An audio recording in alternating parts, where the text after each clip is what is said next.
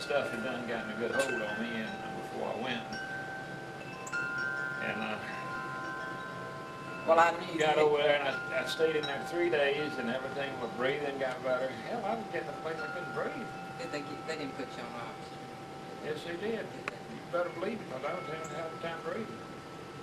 But, I stayed 3 days and I bugged him so much. He said, Bernie, I'm gonna let you go home. I said, now, I'm gonna give you these prescriptions. He says, you're gonna take them like they're supposed to be. And he says, you're not going out of that house. I don't want you out here in this night air or the cool air or anything like that. He said, if you do, he said, you're going to be right back over here. I said, no, Dr. Queen, no. I'll take care of myself. I got out of the hospital and walked over, I don't know what to call it there. That night, that damn David got drunk. No, I'm fixing to that damn David got drunk. Quit. And so I had to get out and get around there and keep that car wash going. Don't make my picture. A couple of days later, I come down with a severe case of that stuff. It jumped all over me this time, you know, and I kept putting it off, and I got the place where I just gave up. It's always on the weekend. You didn't have when the doctor's in his office, you know, so I think the father and I called him. Shake on his hand. He said, well, can you meet me at the hospital? I said, yeah. He said, are you willing to be admitted? I said, yes, sir. I said, you tell me what to do and I'll do You it. had to be pretty sick. Huh? I knew you had to be pretty sick. So I got over there and he said, Bernie said, if you'd just waited one more day, you could call the funeral home. Said, you wouldn't even have to call me. You know, I can't believe what we bought this house. Did you believe you heard that?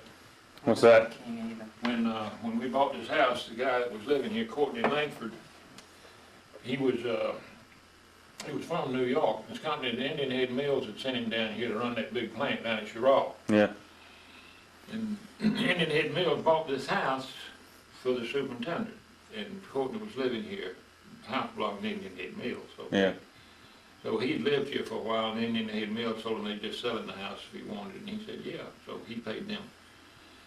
He bought the house, okay, and financed it through Cheraw Building in Long down there. And so Courtney and I were playing golf out there one day, and he said, Bernie, they're going to transfer me back to New York. And he said, would you like to have that house I'm living in down there? I said, Courtney, we've been looking for a house. I said, yeah, I'd be tickled to death if I could afford it. Hey, Bernie, Huh? that's not the right story. Well, it is. I saw it advertised in the paper, and you were out of town, and I called you. And I said, Courtney and Polly want to sell their house. Yeah. He said, what? You said, what do they want for it? And I told you, and you said, we'll take it. You remember that? No, not really. I said, I asked her Yeah. for first Yeah.